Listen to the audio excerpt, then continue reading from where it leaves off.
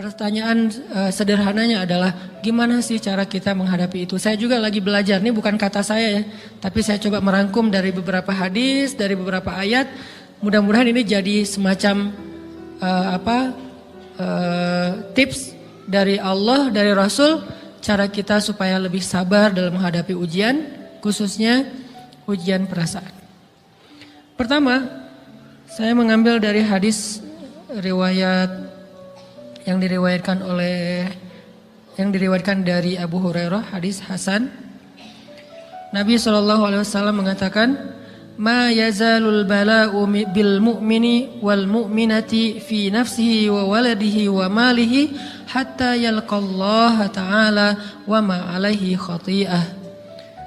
Tidaklah seseorang selesai diuji, baik dia laki-laki, orang yang beriman, atau perempuan yang beriman, baik itu ujiannya terjadi pada dirinya, atau melalui anaknya, atau melalui hartanya. Artinya ujian harta, ujian fisik, ujian perasaan, sampai dia bertemu dengan Allah dan dia tidak punya dosa. Apa maksud dari hadis ini? Ujian itu tidak akan berakhir kecuali kalau dosa kita sudah habis. Allah akan menguji kita terus untuk membersihkan diri kita dari dosa. Sehingga yang harus kita coba bangun awareness dalam diri kita kalau lagi diuji, Allah pengen membersihkan dosa saya nih. Sehingga kita ridho dengan ujian, bukan ikhlas ya. Kalau ikhlas ibadah, kalau ujian ridho, rela. Saya ridho ya Allah walaupun ini berat. Saya ridho ya Allah walaupun saya berharap Engkau beri jalan keluar. Saya ridho ya Allah walaupun saya berharap ditolong oleh Allah. Tapi tetap ridho diberikan ujian itu. Sambil berdoa diberikan jalan keluar, ditolong, diberikan keajaiban. Cuman gak mau mengeluh. Dan berdoa meminta jalan keluar bukan mengeluh, itu ibadah. Berdoa itu ibadah dalam Islam. Sehingga Allah suka banget sama hamba yang berdoa. Allah suka dengan hamba yang curhat. Nabi itu kalau lagi curhat, doanya aja bisa berjam-jam cuma doa doang tuh. Kayak hadis Aisyah pas lagi cemburu malam-malam kan. Aisyah lagi tidur, ini jatah malamnya Aisyah. Tiba-tiba dia nyari-nyari raba-raba, Nabi gak ada, dicari di kamar mandi gak ada. Biasanya Nabi sholat di sebelah Aisyah. Wah curiga nih, jangan-jangan ke rumah si Fulan. Dicari ke rumahnya, ditelepon gak aktif, mungkin lagi dicas, datang ke rumahnya. Ketuk pintu. Hafsah, Nabi di rumah kamu enggak? Enggak Aisyah, beneran. Cari ke rumah Sofia. Sofia, Nabi di sini enggak? Enggak, beneran. Cari ke rumah Maria. Maria di sini enggak Nabi? Enggak. Kemana ya Nabi? Rumah istri-istri yang lain gak ada. Pas balik ke rumahnya, ngelewat masjid, ngelihat Nabi lagi sujud di Masjid Nabawi, di mihrab. Dan Aisyah mendengar Nabi menangis sambil berdoa. Dan sujudnya itu seperti membaca 1 juz Al-Quran. Dan itu isinya doa nangis. Robbi. Jadi kalau kita katakan gak usah banyak berdoa sama Allah, malu. Justru Allah suka kepada hamba yang berdoa. Justru sebaliknya, kalau kita jarang berdoa atau enggan berdoa, buat Allah itu orang sombong. Allah gak suka hamba kayak gitu. Kamu gak butuh saya, sama kayak kita lagi ada masalah, punya teman yang punya kelebihan harta, terus kita kayak bingung gitu nyari kesana kemari pinjaman, dia gak dikasih tahu. Pas dia tahu dari orang lain, dia ngomong apa? Kamu gak nganggap saya ya? Emangnya saya bukan teman kamu? Kok kamu punya masalah keuangan tapi saya gak dikasih tahu, malah saya tahunya dari orang lain? Tersinggung kan? Kalau teman kita aja tersinggung, apalagi Allah. Kamu punya masalah kok gak ngomong ke saya, wahai hambaku? Bukan berarti Allah gak tahu, Allah tahu, cuman Allah berhak, bukan ingin ya, berhak untuk dilibatkan. Allah berhak untuk dicurhatin. Allah berhak untuk dijadikan tempat kita untuk habis-habisan menangis dan melampiaskan masalah kita kepada Allah dalam bentuk curhat-curhat dan doa. Sehingga kalau kita berdoa, ya Rabbi, Allah langsung inni qarib, mendekat Allah kepada kita.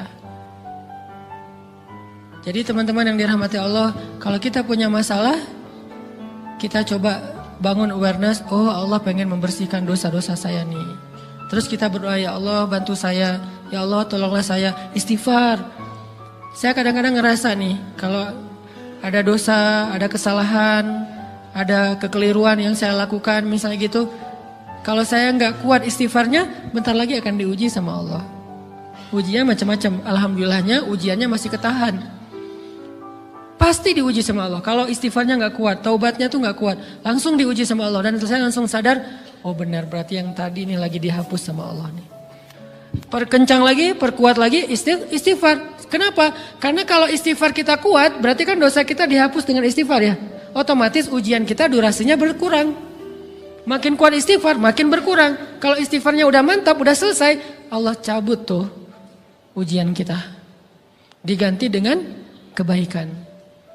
Jadi teman-teman, kita coba sadari, oh kalau Allah menguji saya, emang saya banyak dosa. Sebelum kita mencari kambing hitam, nyalahin orang lain, sebelum kita marah kepada orang lain, kadang wajar kita marah kepada orang lain gara-gara ucapannya, komennya, teks dari dia, wajar. Tapi sebelum itu marah dulu kepada diri kita atas dosa dan kesalahan kita yang baru saja kita lakukan. Atau yang dulu kita lakuin dan belum benar-benar kita tinggalkan. Kalau kita ngerasa banyak dosa di masa lalu sebelum kita taubat, hijrah, berarti mungkin itulah alasan kenapa sekarang kita diuji setelah hijrah. Kenapa agak-agak harus jungkir balik setelah kita hijrah. Kenapa harus sedikit berdarah-darah setelah kita hijrah. Anggap aja itu untuk mengkifarat, membersihkan dosa-dosa kita yang telah lalu. Supaya apa? Supaya kalau kita pulang kepada Allah, kita pulang dalam keadaan bersih. Dan itu pasti akan menjadi orang yang paling beruntung. Daripada nanti diberesin di akhirat, mending diberesin di dunia kan? Soalnya kalau diberesin di akhirat, itu lebih berat. Akhirat itu perlakuannya beda dengan di dunia. Di dunia kalau kita salah, akan dibalas oleh Allah. Kalau kita belum taubat, dibalas oleh Allah sama. Tapi di akhirat, ukurannya beda. Sehingga heran ya, kalau ada orang yang merasa beruntung lolos dari hukuman dunia, dia pikir dia udah lolos dari hukuman Allah, mending dia beresin deh di dunia daripada nanti di akhir berlarut-larut. Itu bahaya banget. Kalau buat saya pribadi dan saya yakin teman-teman juga kayak gitu, gak mau ada masalah di akhirat, mending masalah di dunia aja. Tapi masalah di dunia juga kita gak mau berlarut-larut, pengen cepat dimudahin sama Allah. Caranya istighfar. Tidaklah Allah memberikan kepada kita ujian kecuali salah satu alasannya pengen menghapuskan dosa. Idza kathurat dzunubul 'abdi wa lam yakun lahu min 'amalin liyukaffiraha fabtalahu Allahu bil hazan liyukaffiraha. Kalau seorang hamba banyak dosa dan dia enggak cukup amal untuk mengkifarat dosa-dosanya, Allah akan menguji dia dengan rasa sedih, dengan rasa kecewa, dengan rasa berat, sakit hati untuk mengkifarat dosa-dosanya. Itu yang kita bangun. Sehingga kalau ada masalah sama orang lain, kita memperbaiki diri dulu. Bukan sibuk dengan kesalahan dia terus menerus yang gak mau kita maafin. Misalnya ada teman kita nih, jadi clash sama kita. Hal pertama yang kita bangun, astagfirullahaladzim saya banyak dosa nih. Tapi kan yang salah dia, ya. Tapi mungkin dia nggak akan mengatakan kalimat itu, nggak akan bersikap kayak gitu kalau kita nggak punya dosa. Allah sengaja mengutus dia untuk menguji kita lewat kata-katanya, lewat perilakunya, karena kita punya dosa. Jadi penyebab pertama diuji itu bukan teman kita yang salah, itu penyebab kedua. Memang dia salah dan itu harus kita akui, realistis lah. Dia salah, dia nggak pas, dia nggak bijak, dia apa? Oke. Tapi yang mentakdirkan dia salah kepada kita, Allah Subhanahu wa taala. Kenapa Allah takdirkan gitu? Karena kita masih punya banyak dosa. Allah kirim kita ujian, bisa manusia, bisa alam, bisa dalam diri kita sendiri. Itu semuanya adalah cara Allah untuk menguji kita dan membersihkan dosa-dosa kita. Ini yang kita bangun pertama. Yang kedua, kata Nabi di dalam hadis Bukhari, "May yuridillahu bihi khairan." Yang terkenal kan yufaqihu fiddin, itu yang terkenal. Ternyata ada dua modelnya. Ada may yuridillahu bihi khairan yufaqihu fiddin. Siapa yang Allah pengen kasih dia kebaikan kebaikan, Allah akan buat dia mengerti halal dan haram. Itu berarti Allah sayang sama dia. Ini satu model hadis. Ada model yang kedua, mirip redaksinya. May yuridillahu bihi khairan yusib min. Hadis Bukhari. Siapa yang Allah pengen ngasih dia kebaikan, Allah uji. Hah? Kok gitu caranya? Ternyata kayak gitu rahasianya. May yuridillahu bihi khairan. Siapa yang Allah pengen ngasih dia kebaikan, Allah kasih dia musibah atau ujian. Kenapa bisa seperti itu Ustaz? Fa inna ma'al usri yusra, inna ma'al usri yusra. Seolah-olah Allah bilang di dalam ayat itu, kalau kalian mau dapat kemudahan, biasanya lewatnya kesusahan dulu. Kalau kalian pengen dapat keberuntungan, biasanya dapatnya kerugian dulu. Tapi keberuntungan dan kerugiannya pasti nggak sebanding. Keberuntungannya jauh lebih besar daripada kerugiannya. Kerugian itu kayak modal doang, DP. Jadi kalau kita mau dapat kejutan dari Allah, Allah kasih kita DP. DP-nya apa? Ujian. DP-nya musibah. DP-nya rasa nggak nyaman. Itu DP tuh. DP terhadap apa? DP dari Allah terhadap hadiah-hadiah besar yang Allah pengen ngasih ke kita setelahnya. Cuman banyak orang yang menolak DP ini. Sama kayak kita misalnya.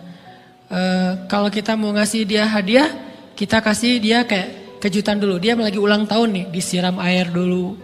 Setelah itu dikasih hadiah-hadiah yang mahal. Rela gak disiram air demi hadiah? Rela, udah siramin lagi aja. Kalau setelahnya ada hadiah. Yang kita gak rela, kalau setelah disiram, disuruh bersih-bersih sendiri dan gak dikasih apa-apa, kan gak rela tuh. Berarti ini bab iman. Yakin gak kalau Allah tetap ngasih hadiah?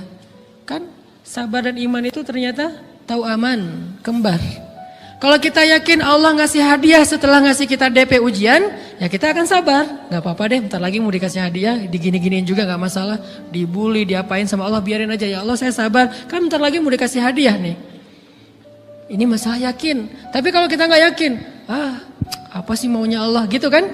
Begitu kalimat ini keluar, maka yang muncul setelahnya adalah mengeluh, berputus asa, dan gak akan sabar menghadapi ujian. Ujian, kata Nabi, may yuridillahu bihi khairan, siapa yang Allah pengen kasih hadiah, siapa yang Allah pengen kasih kejutan, siapa yang Allah pengen kasih pertolongan, siapa yang Allah pengen kasih kebaikan, yusib min, Allah akan uji dia dulu. Ini sunnatullah. Sehingga kalau kita lagi diuji, yang kita lihat jangan ujiannya, apa setelah itu. Gimana ngelihatnya Ustaz gak kelihatan? Dengan mata hati. Istafti qalbak, tanya kepada hatimu, kelihatan gak? Dengan mata hati. Gimana ngelihat dengan mata hati? Dengan iman, saya percaya Allah pasti ngasih kebaikan setelah ini. Orang Allah sendiri yang ngomong, gak ada satu huruf pun di Al-Quran yang salah. Apalagi satu ayat, apalagi dua ayat. Fa inna ma'al usri yusra. Ditegesin lagi, inna ma'al usri yusra. Tapi usr dulu, baru yusr. Dikasih kesusahan sedikit, dikasih kemudahan yang banyak. Dikasih kesusahan sedikit, dikasih kemudahan yang banyak. Ini yang kita coba bangun tajdidul iman. Bangun memperbaharui yakin. Sehingga ketika kita diuji, sedih, wajar. Mengaduh sedikit bukan mengeluh ya. Kalau mengeluh kan udah nyalahin Allah. Kalau ngaduh, yang namanya orang dicubit kan, itu ngaduh. Tapi kalau, apa sih maunya Allah? Nah itu ngeluh. Antara mengadu dengan mengeluh berbeda. Mengaduh, itu manusiawi. Sedih, itu manusiawi. Air mata, bahkan bukan hanya manusiawi, itu rahmat dari Allah. Orang yang gak bisa menangis itu yang bahaya. Kalau kita masih bisa menangis, berarti kita masih peka hatinya. Bukankah anak kecil paling sering menangis? Berarti hatinya peka. Siapa lagi selain anak kecil yang paling sering menangis? Cewek. Cowok itu emang gak punya perasaan, makanya jarang nangis. Cewek dikit-dikit nangis, jangan bilang, cemen banget sih nangis, cengeng apa. Enggak, karena dia perasaannya lebih peka dari kita. Itulah kenapa Allah menitipkan bayi kepada perempuan. Kalau dititipin ke laki-laki, hancur. Di balik kepekaan perempuan, di balik sensitifnya perempuan, di balik perasaannya yang luar biasa, di situ Allah Subhanahu wa taala menitipkan amanah, dia yang paling baik dalam merawat bayinya. Perempuan secara umum mungkin lebih banyak bicara daripada laki-laki ya. Walaupun ada orang yang perempuan pendiam banget, ada yang nggak ngomong sama sekali, misalnya diem-diem aja, ada. Tapi secara umum perempuan lebih banyak berucap daripada laki-laki. Emangnya ini kekurangan? Bukan. Ini kelebihan. Kalau dia berikan itu dalam hal yang tepat. Apa yang tepat? Mendidik anak. Justru karena perempuan banyak ngomong, lebih baik dalam mendidik anak daripada laki-laki. Laki-laki itu kurang mendidik, kurang mengedukasi kepada anak dengan usia tertentu karena dia jarang memahamkan. Salah hanya marah, salah hanya ditegur. Kalau ibunya jelasin, gini sebelum tidur ibunya yang ceritain banyak cerita. Saya sendiri ngalamin. Sering mana seorang ayah sama ibu interaksi sama anak dalam bentuk verbal. Sering ibu. Jadi Menangis itu rahmat dari Allah. Gak apa-apa, nangis saja. Dan itu tidak disebut mengeluh. Kamu kok nangis sih? Kan orang Islam harus sabar. Emangnya nangis dengan sabar itu bertolak belakang? Sabar tetap sabar. Ya nangis jalan aja terus nangis. Nangis apa pakai nangisnya nggak cuma nangis doang. Emotikonnya juga nangis, berderai-derai gitu. Sampai air matanya menggenang gitu kan ya. Boleh lah. Ditambah lagi dengan visual menangisnya. Posting bahwa dia lagi tertusuk duri. Dengan postingan kaktus atau apalah. Dia pengen share ke semua orang bahwa saya sedang sedih. Sehingga nanti ketika ada orang yang menghibur dia dengan sedikit kata-kata yang sabar ya segala macam. Wah makin berderai-derai. Itu belum jadi. Kecuali dia keluarkan kata-kata mengeluh. Baru dia disebut orang yang banyak mengeluh. Berputus asa. Kalau mengaduh wajar. Walaupun ada nabi udah diuji berat gak mau mengaduh. Apalagi ngeluh. Zakaria. Digergaji mengadu aja enggak. Kenapa? Karena kata malaikat kalau kamu mengadu sedikit aja, maka Allah Subhanahu wa taala akan menghancurkan kaum ini. Dia kasihan kepada kaumnya enggak mau mengadu. Satu-satunya orang yang kita tidak boleh mengadu hanya orang tua. Atau itu mengeluh kalau untuk orang tua. Kalau yang lain enggak disebut mengeluh. Kalau ke teman, malas enggak apa-apa. Jangan sering-sering tapi. Apaan sih? Ke teman boleh. Tapi ke orang tua, saja itu bukan lagi mengadu, itu sudah mengeluh. Khusus untuk orang tua. Kalau di antara manusia. Kalau kepada Allah dan Rasul, pastinya lebih dari itu. Ketika kita diam saja, tidak langsung beranjak sami'na wa ata'na labbaik ya rabbi wa sa'daik, enggak memenuhi panggilan Allah, itu sudah disebut bagian dari kufur ingkar. Tapi minimal kita mungkin masih mengaduh, kita masih menangis, kita masih lelah, kita masih merasa lemah. Setidaknya kita tidak mengeluh. Kenapa? Kita percaya Allah kalau mau ngasih hadiah kepada hambanya, DP-nya itu ujian. Dan yakinlah hadiahnya minimal 10 kali lipat lebih baik daripada ujian itu. Minimal, karena gak ada amal soleh yang dibalas di bawah 10 kali lipat tuh gak ada. Amal soleh, amal ya bukan niat. Amal yang udah kita kerjakan minimal dibalas 10 kali lipat. Minimal, maksimalnya bighairi hisab, tanpa batas. Bighairi hisab, tanpa batas. Ada yang 700 kali lipat kayak sedekah. Tapi tetap aja ayat sedekah di akhirnya ujung-ujungnya apa? Bighairi hisab juga kan? Berarti sedekah itu minimal dibalas 700 kali lipat. Minimal. Kalau kita yakin. Selalu syaratnya kalau kita yakin. Dan saya ngebuktiin itu banget. Saya pernah ngalamin lagi jalan-jalan di sebuah kota yang ada becak kayuhnya, becak sepeda gitu ya. Jalan terus saya bilang, Pak berapa ongkosnya? 20.000. Udah naik aja 20.000. Karena kita keliling-keliling kota, ternyata saya jadi kasihan sama dia 20.000. Kasihan kan 20.000 dibayar keliling kota, walaupun pas mampir beberapa tempat mungkin dia dapat tips ya. Tapi saya nggak tega gitu, dia cerita tentang anaknya lagi sekolah, apa segala macam, makin bikin baper kan. Pas selesai, saya kasih dia 100.000. Dari 20.000 dikasih 100.000 karena kasihan. Dan saya yakin, nggak mungkin sedekah itu sia-sia. Kan Nabi bersumpah kan, demi zat yang jiwaku di dalam genggamannya, tidak berkurang harta karena sedekah. Demi Allah, kata Nabi. Nggak berkurang harta karena sedekah. Berkurang harta karena belanja? Ya. Berkurang harta karena pacaran? Banget. Modal banget kan? Apalagi buat cowok. Tapi berkurang harta karena sedekah? Gak mungkin kata Nabi. Demi Allah gak berkurang harta karena sedekah. Berkurang harta karena istri? Enggak. Karena memberi kepada istri itu pahalanya lebih gede daripada sedekah. Makanya ngemodalin pacaran setelah nikah itu tumbuh berkah. Modal pacaran sebelum nikah itu apes. Jadi kalau pengen modal nih, ngemodalin cewek, traktir, ngapa-ngapain, bayarin, jangan sebelum nikah. Sebelum nikah jadi orang pelit aja, nggak apa-apa.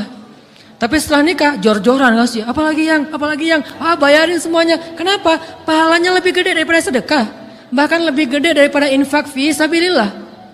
Seorang suami memberi nafkah istri, itu pahalanya terkadang lebih besar daripada kita berinfak untuk fi sabilillah, untuk korban perang. Saya heran kalau ada orang sedekahnya rajin tapi ke istrinya kikir, aneh, berarti dia gak ngerti konsep. Padahal memberi kepada istri itu selama itu kebutuhan pokok ya. Dan sedikit entertain, gak apa-apa asal gak berlebihan, itu luar biasa. Makanya saya kalau jalan sama istri yang yang mana? Itu yang Onit suka. Oh ya, Onit suka. Kasih aja. Kenapa? Minta ini. Kasih. Selama ada kan kenapa gak dikasih kan ya? Nanti Allah ganti. Makin rajin kita ngebayarin istri kita, ngebelanjain istri kita, makin Allah ngasih yang kita gak pernah duga-duga. Sampai istri kita cemburu sama kita. Kok kamu duitnya banyak banget sih? Kan gara-gara aku sering ngasih ke kamu. Ya udah sini lain lagi. Mau ditransfer berapa gitu kan ya? Saya ngasih 100.000 ke si bapak. Dan saya yakin teman-teman sedekahnya pasti lebih dari itu karena 100.000 saya sebut. Kalau 1 juta ke atas saya nggak mau nyebut, malu dong, ria ya.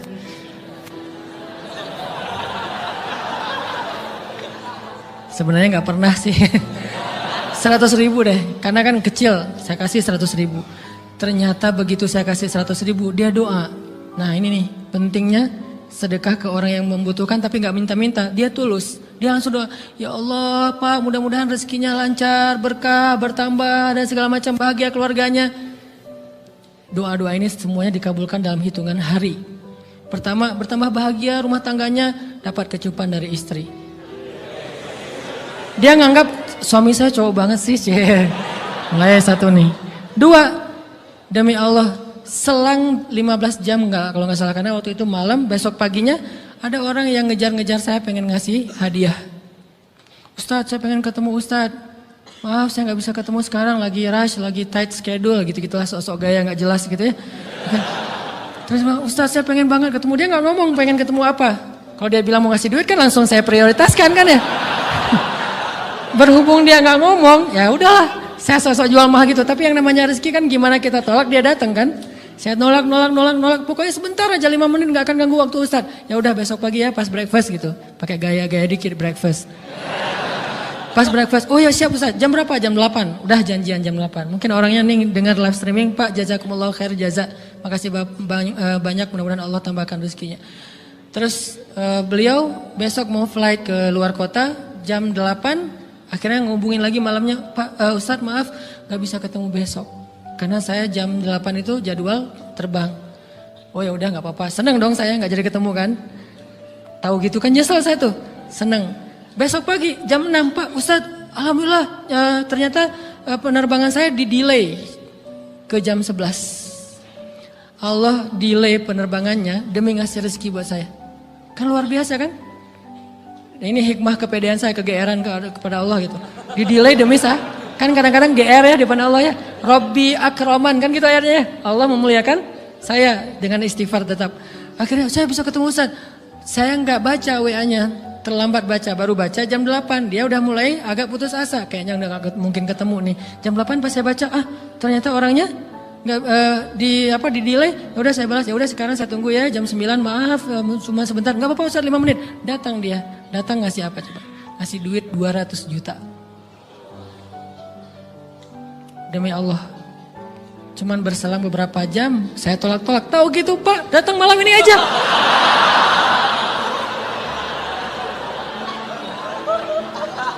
Harusnya malam itu juga saya cari orangnya. Kalau perlu saya yang nyamperin Bapak. Sherlock, saya kejar. Manusia gitu banget ya. Tapi Masya Allah di situ saya jadi tahu, oh doa orang itu lebih akurat, lebih mantap, lebih diijabah daripada doa saya. Mungkin bukan karena sedekah, tapi karena doa setelah sedekah. Ya Allah dan segala macam dimudahkan sama Allah. Itu luar biasa loh. Saya nggak percaya, saya pikir main-main. Orang nih iseng kayaknya pengen ketemu doang, pengen selfie. Ternyata pas saya cek, ditransfer, di capture, Ustadz udah ditransfer. Saya, jangan-jangan nih jebakan Batman gitu ya. Nyari-nyari sana segala macam. Alhamdulillah ternyata emang niat baiknya pengen, alhamdulillah saya terkesan, saya dapat hidayah lewat Ustaz segala macam. Sekarang saya pengen membalas jasa Ustaz walaupun kecil 200 juta. Untung saya nggak kaget dan kemudian pingsan. Pak 200 juta stroke kan ya, bahaya. Lebih mahal dari 200 juta. Ini keajaiban ya teman-teman. Jadi kita tuh, saya kan sering bilang keajaiban itu terjadi tergantung tingkat iman. Bukan saya udah soleh banget, enggak. Saya belajar terus untuk yakin deh sama Allah. Modal kita tuh kan gini sebetulnya kan. Duit kita tuh banyak loh teman-teman. Cuman gak disimpan di bank, gak disimpan di saku. Disimpannya di sisi Allah. Bedanya apa sih? Kenapa kita kalau disimpan di bank tenang? Saya lagi punya duit banyak dari 100 juta. Di mana? Di bank. Aman. Kenapa kalau disimpan di saku aman, tenang? Kenapa kalau disimpan Allah nggak tenang? Kenapa kalau disimpan di Allah kita bilang nggak punya duit? Ini kan nggak fair sama Allah. Nggak punya duit nih. Siapa bilang nggak punya duit? Kan ada Allah. Tinggal minta sama Allah. Tapi nggak ada wujudnya. Tapi kan ada janjinya. Bukankah janji Allah lebih kuat daripada wujud? Bukankah iman harusnya lebih mantap daripada sesuatu yang konkret yang kita lihat? Ada duitnya di sisi Allah. Kenapa nggak dikasih? Karena kita belum butuh. Kalau kita yakin duit kita itu ada di Allah, tapi dikasihnya pas kita butuh. Begitu butuh ya Allah, langsung dikasih sama Allah. Itu banget benar-benar terjadi dalam kehidupan kita. Pasti kayak gitu. Tingkat tergantung kita yakin apa enggak. Nih, kalau Allah bilang, "May yuridillahu bihi khairan", Allah kalau pengen ngasih hadiah kepada seorang hamba, Allah kalau pengen ngasih kejutan kepada seorang hamba, yusib. Allah kasih dia ujian sedikit aja. وَلَنَبْلُوَنَّكُمْ بِشَيْءٍ sedikit, bisyai'im minal khawf wal ju' wa naqsim minal amwal wal anfus wath thamarat wa basyiris sabirin. Kami uji sedikit aja dengan rasa lapar, dengan rasa takut, dengan sedikit kekurangan ini dan itu, sedikit. Tapi wabasyiris sabirin, sampaikan kejutan kepada orang yang bersabar. Sampaikan kejutan kepada orang bersabar. Jadi bisa dibilang kejutan-kejutan hidup kita itu munculnya dengan iman dan sabar. Dengan iman dan sabar. Iman artinya yakin, husnuzon sama Allah. Ana inda dhanni abdi bi. Aku tergantung prasangka hambaku kepadaku.